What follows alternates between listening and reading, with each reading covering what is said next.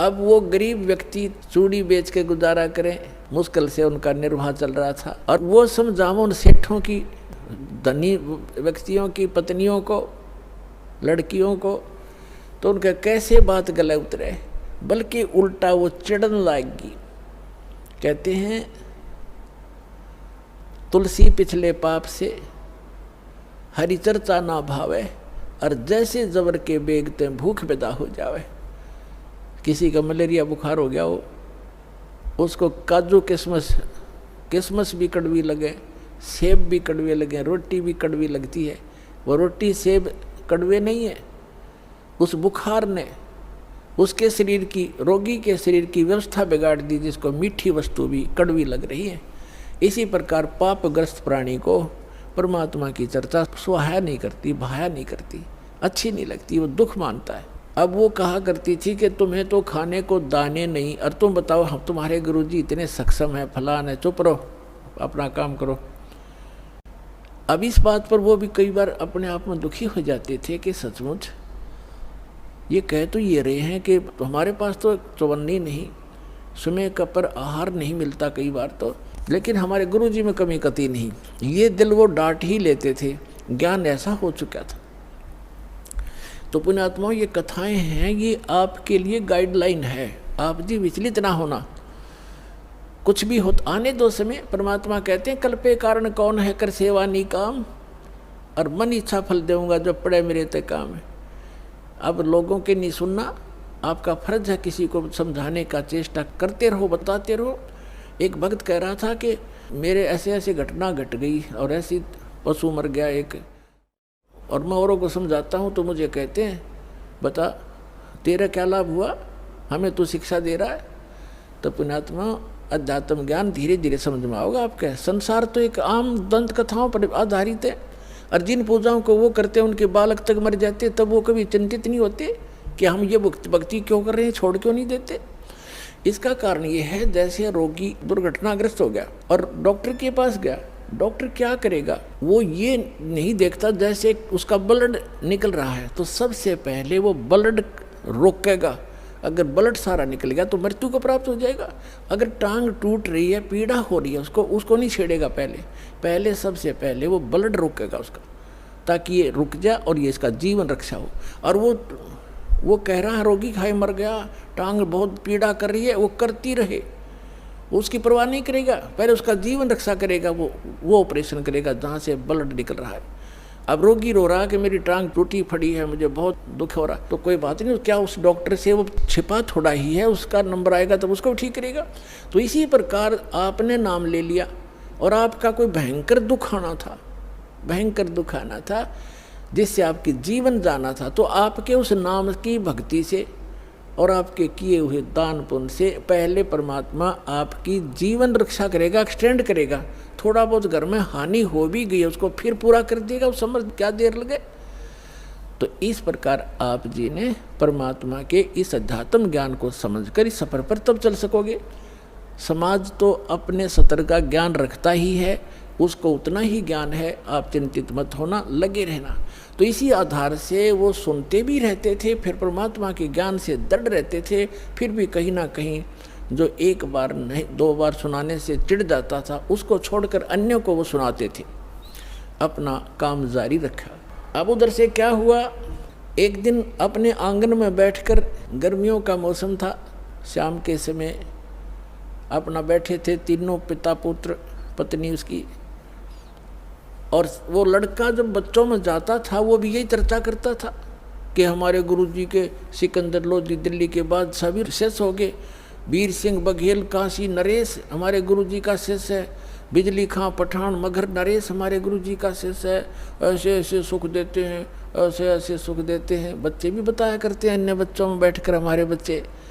तो वो बच्चे उसको चढ़ाते थे सेऊ को कि तुम्हारे गुरुजी तो लालची हैं, वो तो राजाओं के घर जाते हैं, और तुम्हारे घर ना आए कभी भी, क्योंकि तुम गरीब हो, तुम्हारे घर क्यों आएंगे। तो वो बच्चा इस बात से दुखी हो जाता था।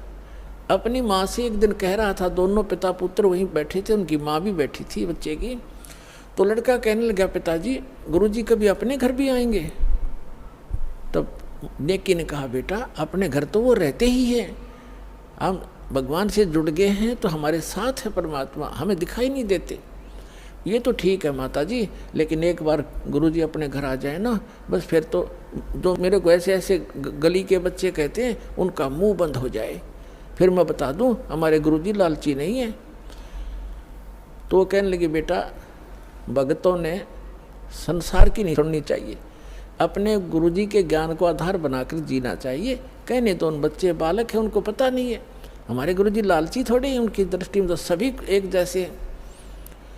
फिर भी बालक है, आंखों में आंसू भर के कहता है एक बार गुरुजी आ जाए ना, बस फिर तो मैं उनको कह दूंगा देखा ना हमारे गुरुजी ऐसे नहीं है। परमात्मा कहते हैं कि मेरे भगत की टेंशन मेरे से देखी नहीं जाती। अब उधर से वो चल ही पड़े थे, उधर से वो कह रहे थे, इतने में सामने आके दरवाजा बाहर की तरफ खड़े हो गए गेट पे और आवाज़ लगाई रे सम्मन। नेकी कहने लगी गुरुजी का आवाज़ नजर आती है। सम्मन कहने लगा गुरुजी कहाँ आएंगे इतनी दूर, उनके पास समय कहाँ है, लाखों से उनके कहाँ कहाँ जाएंगे, आपको वैसे धोखा लगा। इतने में फिर आवाज़ लगाई रे सम्मन है घर पे। नेकी कहने लगी आवाज़ तो गुरुजी की है। देखा बाहर के गेट के सामने, बाहर के एक वैसे थोड़ा सा गेट सा बना रखा था डंडों का लकड़ी का, तो देखा तीनों ने सचमुच भगवान खड़े हैं, 3 जने खड़े हैं, भाग्य आए नंगे पैरों और खड़े खड़े देख रहे हैं जैसे स्तब्ध हो गए हों। उनको विश्वास नहीं हो रहा हो कि हम क्या देख रहे हैं आज हमारे इस घर पे, गरीब के घर पे, और परमात्मा आगे। उनकी श्रद्धा थी नारी। तब कमाल ने कहा कि गुरुजी को ऐसे खड़ा रखोगे अंदर भी ले चलोगे, बहुत दूर से चल कर आए हैं। तब वो एकदम सपना सा टूटा, चरणों में दंडोत प्रणाम किया और बैठा दिए झोपड़ी में, थोड़े जैसे भी कपड़े थे फटे पुराने बिछाकर। अब सम्मन गुरुजी के उन भक्तों के पास बैठ गया, चर्चा चलते रहे। फिर कुछ देर के बाद पूछा भगवान खाने का सुनाओ, अभी खाओगे या कुछ ठहर के? तो परमात्मा ने कहा कि भाई भूख तो लगी है बच्चा, पैदल चल कर आए, भूख लगी है, व्यवस्था कर लो। सम्मन अपनी पत्नी के पास पीछे झोंपड़ी में आया, बीच में आंगन था, पीछे रहने की एक झोंपड़ी थी। उसमें आकर कहा कि भोजन बनाओ गुरुजी के लिए, संतों के लिए। नेकी ने कहा कि आज हमारे घर पर 100 ग्राम भी आटा नहीं है।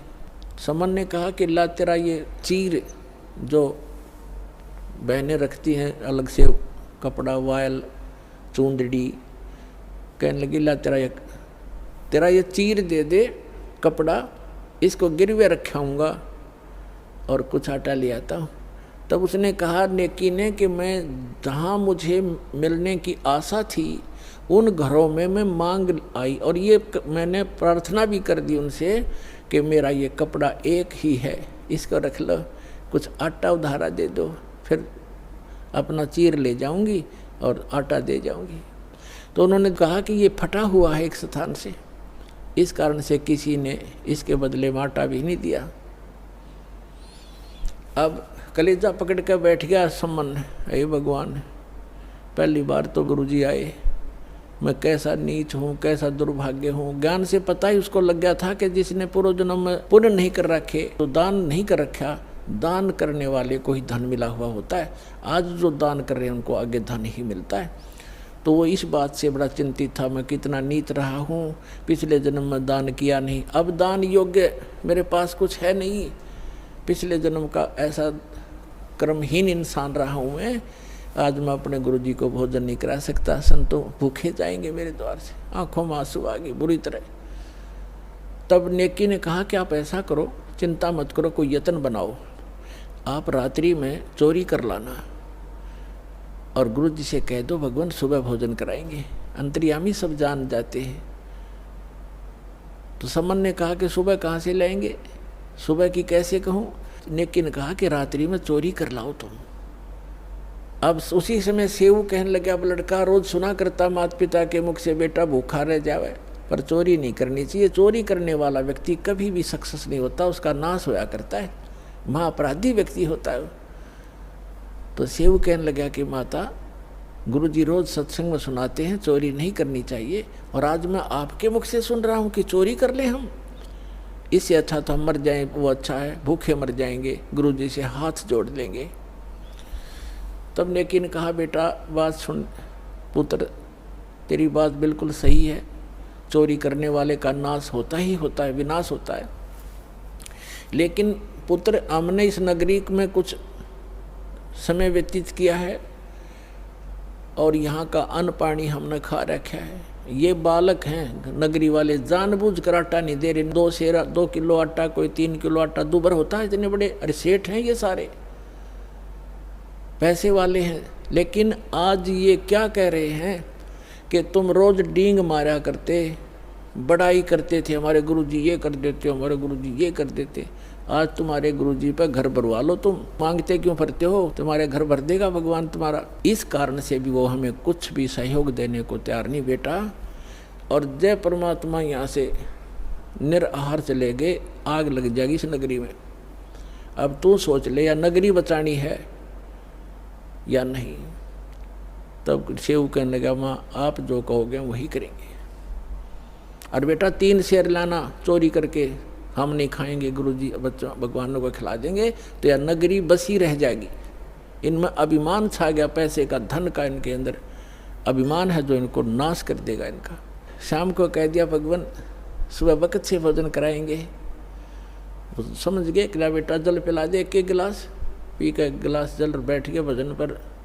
लेटने वाले लेट गए। 12:30 बजे से रात्रि के दोनों पिता पुत्र चोरी करने चले गए। पहले कच्ची मिट्टी के महल मकान होते थे, या छोटी ईंटें होती थी बिल्कुल छोटी, तो कच्ची ईंटों का वो मकान था, उसमें सुराख कर लिया, ऐसा अंदर प्रवेश कर जा, ऐसे घिसट गए।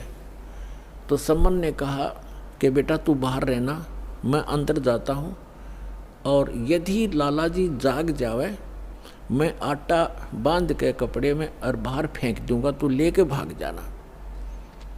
तब सेऊ ने कहा पिताजी अंदर मैं जाऊंगा, और यदि लाला जी सेठ उठ गए, जाग गए, तो मुझे पकड़ भी लेंगे, तो मैं बालक करके मुझे माफ़ कर देगा राजा, और नहीं ये राजा चोरों को माफ़ नहीं करता, फांसी देता है। और पिताजी आप तो बड़े हो, आपको क्षमा नहीं करेगा। तब सम्मन ने कहा बेटा अगर तेरे को फांसी दे दी तो मैं क्या करूँगा, जी कर, मेरा कहाँ ठिकाना होगा। तब सेव ने कहा नहीं पिताजी मेरी अर्ज मानो, और मैं फिर भी बालक हूँ, मुझे क्षमा हो जाएगी, मैं जाता हूँ। यूँ कहकर वो घुस गया। तब सम्मन ने कहा बेटा 3 शेर से ज़्यादा नहीं लाना। अब जो ही उसने अंदाजा सा आटा निकाला, अपने फटे पुराने कपड़े में बांधा, चलने लगा, तो एक तराजू रखी थी तखड़ी, उस पर पैर रख गया, आवाज़ होगी जोर से, लाला उठ गए, और चोर चोर करके जो ही सेव निकलने की चेष्टा कर रहा था, उसका पैर पकड़कर घसीट लिया वापस, और उसने आटा बाहर फेंक दिया। पिताजी आप ले जाओ, मुझे बनिए ने पकड़ दिया। अब वो आटा लेकर भाग गया। उधर से लाला जी ने उसको बांध दिया रस्सी से, थांब के खंबे के अंदर मकान के, और पूछा कौन है, तो किसका है। उसने सच्ची बता दी, मैं ऐसे सम्मन मनियार का लड़का हूँ, सेव मेरा नाम है। और कहा कि लाला जी इतना गुस्सा क्यों हो रहा, 3 शेर आटा लिया हमने, हमारे घर हमारे गुरुजी आए थे, उनको भोजन कराना अनिवार्य था, हमारे घर पर था नहीं, इतनी सी बात, हम चोर नहीं हैं। अच्छा तुम्हारे गुरुजी आए हैं, ठीक है, अब समझ गया मैं, वो चोरी कराने आते हैं, वो इसीलिए आते तुमसे चोरी कराते हैं, और बात बनाते हो बड़ी बड़ी। अब सेव ने सोचा या और बात बिगड़ गई, अब गुरुजी को और सदा दिवा होगा ये राजा से कहकर। अब व्यवस्था उधर से आटा लेकर पहुंचा। सम्मन उसकी नेकी ने पूछा कि बेटा कहाँ है, कि वो तो बनिए ने पकड़ लिया। अब नेकी के मन में कैसी प्रेरणा आई कि ये तो बात बिगड़ गई, लड़का पहचान में आवेगा और पुलिस वाले हमारे घर आएंगे, अभी आ लेंगे घंटे भीतर, और गुरुजी को पकड़ेंगे और कहेंगे कि ये कराता है चोरी, ये कभी चोरी नहीं करते थे, आज ये आया है तो इसने चोरी कराई है, और गुरुजी को दंडित करवाएगा सेठ। जैसे उनकी बुद्धि ने काम किया कि आप जाओ लड़के का सिर काट लो, किसी प्रकार बुला बुलू के, और बाहर सिर निकलवा लेना, और सेठ से कहना कि छोड़ना मत, रस्सा बांधे रख, 2 बात बतलानी है। और लड़के की शीश काट लिया, और फिर सेठ उसको घर नहीं रखेगा, वो अपनी जान बचाएगा, 302 के मुकदमे से बचेगा, और वो इसको कहीं और डालाएगा, फिर तुम 100 उठा लाना। अब नेकी लेके इतना बड़ा थुर्रा और चल पड़ा, और जाके कहा कि सेऊ बेटा 2 बात करनी, कल तो आप शायद मारे जाओगे बेटा, और हम 2 बात बताना चाहता हूँ तेरे कान में। तो सेव ने कहा लाला जी से कि सेठ जी मुझे कुछ 2 बात करनी मेरे पिताजी से, बाहर मेरा बाप खड़ा है, मुझे 2 बात कर लेने दे। वो कहने लगा नहीं नहीं, तू भागने की चेष्टा करता है कि नहीं, रस्सा ढीला कर दे पैर का, बांधे रख मजबूती से, इतना मैं शीश निकाल कर बात कर रहा हूँ। अब सेठ ने सोचा कि ज़्यादा चोरी तो कुछ की नहीं है, थोड़ा सा ढीला कर दिया, रस्सा थाम के बांधे रखा। तब सम्मन था बाप का हाथ नहीं चला बेटे का सिर काटने, पीछे को हाथ करके और ऐसे स्तब्ध हो गया, ना हाथ आगे हो, काटने की हिम्मत नहीं पड़ रही थी। तब सेऊ ने कहा पिताजी बात सुन, यदि आप मेरे पिता हो, मैं आपका अंश हूँ, तो आज मेरी बात को मानना पड़ेगा, नहीं तो मैं आपका बेटा नहीं हूँ, किसी गैर की संतान हूँ। आज मेरा सिर काट दे पिताजी, ना गुरुजी का कोई ठिकाना नहीं है आज। इतनी बात सुनते ही सम्मन ने एकदम मारी वो तलवार और लड़के की गर्दन काट के बालों से पकड़ कर लेकर चल पड़ा। अब सेठ को पता चला ये तो नाश हो गया, बात बिगड़ गई, ये 302 का मुकदमा 13 लगेगा। उसने उस लड़के को घसीट कर दूर बनी में जाकर, एक पजावा था, पजावा जैसे बदानी भट्ठे होते, उनके खड्डों में गिराया और अपना जो सुराख बनाया था उसको बना के वैसा ही लीप लाप कर रेत रात मार के ऐसा कर दिया जैसे कुछ हुआ नहीं यहाँ पर। अब नेकी ने कहा कि अब ऐसे कर, इस सिर को रख दे यहाँ अलमारी के अंदर छुपा के, और वापस जाओ, लड़के के चिन्ह पावेंगे, घसीटा हुआ लेकर जाएगा सेठ, कहीं डाल के आया होगा, वहाँ से भी उठा लाओ, क्योंकि मर्डर कहीं पता लग गया तो फिर सारा बात फैल जाएगी और पहचान होगी। अब सेव कुछ देर आया, फिर वापस गया, इसमें काफ़ी घंटा सारा लग गया। इतने में सेठ अपना उसको डाल के सारा काम करके आराम से बैठ गया। वहाँ जाकर देखा जहाँ उसके निशान जा रहे थे घसीट के, उन चिन्हों के साथ साथ जाकर बच्चे को उठा कर ला के अंदर के कोठे में डालकर कपड़े बोरी बारी से ढक दिया कि गुरुजी चले जाएंगे, उसके बाद बच्चे का अंतिम संस्कार कर देंगे। अब उधर से भोजन बढ़ाया, लड़का कटा पड़ा है, इकलौता पुत्र की गर्दन कटी पड़ी है, वो कत्ल हुआ पड़ा है, और माँ रोटी बना रही है गुरुजी के लिए। भोजन बना के और कहा सम्मन से कि बुलाओ महात्मा जी को, गुरुजी को जल्दी भोजन करा देंगे, फिर ये प्रस्थान कर जाएंगे वक़्त से। सुबह 5 बजे भोजन करा दिया, 4:30 बजे बना दिया। परमात्मा उठे, उनके तीन पात्रों में, 3 दोनों में भोजन डाल दिया, सारा जितना बना रखा था। परमात्मा ने कहा भाई ऐसे करो, इसको 6 दोनों में डालो, 3 तुम हो 3 हम हैं। तब सम्मन ने कहा महाराज जी हम तो फिर खा लेंगे, आप खाओ। नहीं, परमात्मा बोले प्रसाद बनाएंगे भाई और सब खाओगे, बैठ जाओ। अब वो दोनों बैठ गए, उन्हें 5 पात्रों में कर दिया उसको। परमात्मा ने कहा 6 में कर भाई, वो 6 में कर दिया। 5 बैठ गए खाने के लिए, अपने अपने सामने रख के, और यूँ नहीं बताना चाहते कि लड़का ऐसे हो गया। अब वो ये सोच रहे थे गुरुजी पूछेंगे तो बतावाएंगे, हम जिक्र भी नहीं करना चाहते, और पूछेंगे तो कह देंगे जी कहीं खेलने चला गया होगा। वो तो अंतर्यामी थे, कहाँ पूजना था उन्होंने। तब कहा कि आओ सेऊ जी मिलो, ये प्रसाद प्रेम, शीश कटते हैं चोरों के और सादा को नितक सेम। कहते हैं सेऊ धड़ पे शीश चढ़ा, वो बैठा पंगत माँ, और नई निशानी गर्दन कहियो ओ सेऊ ना। बोलो सतगुरुदेव।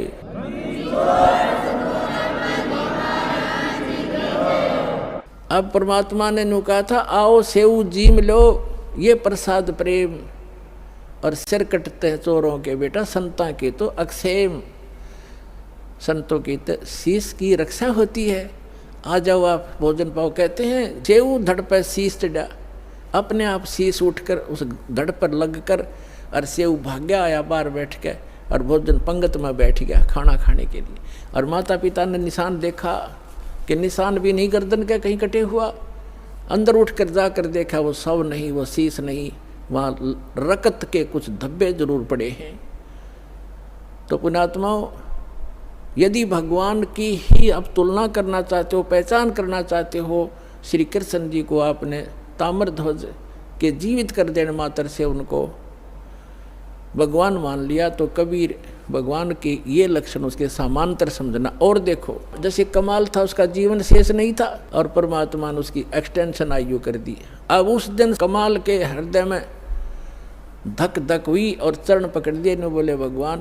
परमात्मा ने कहा सेवु तो कह रहा था ना मेरे जैसा कोई सेवक नहीं, तूने सेवक तो देखे नहीं थे बेटा। कमाल भी शतब्द हो गया, नु कहने लगा भगवान सचमुच मैं तो इनके चरणों की धूल भी नहीं था। तो बेटा एक से एक साधु भगत होते हैं, अभिमान नहीं करना चाहिए। उसकी फड़क निकाली। अब फिर क्या किया, परमात्मा ने कहा बेटा तेरा अब देखना ठाठ हो जाएंगे समन। कहते हैं सत ना छोड़े सूरमा, सत छोड़े पतदा, और सत के बांधे लक्ष्मी फिर मिलेगी यार। आपने अपनी तो क्रिया को छोड़ना नहीं चाहिए। जैसे वो मजाक करते थे इसे तुम्हारे भगवान ने ये कर दे, लड़का जीवित किया और फिर सम्मन को इतना धन दे दिया परमात्मा ने, 1 नंबर का सेठ का है उसी जीवन में।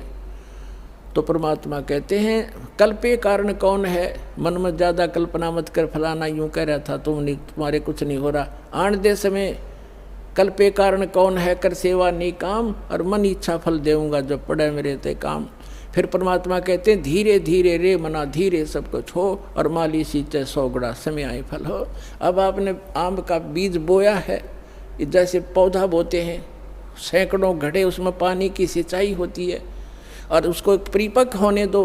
परिपक्व होने के बाद फिर देखना कितना लदपद होगा फलों से। आप भी खा लोगे, पड़ोसी भी खा लेंगे, रिश्तेदार भी ले जाएंगे, तो भी खत्म नहीं होगा।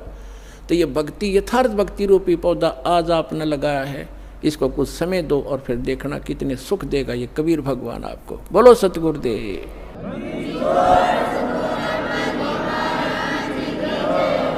तो पुण्यात्मा इस सत भक्ति के करने से आपको यहाँ भी सहायता मिलेगी और उस स्थान पर चले जाओगे जहाँ कोई दुख नहीं।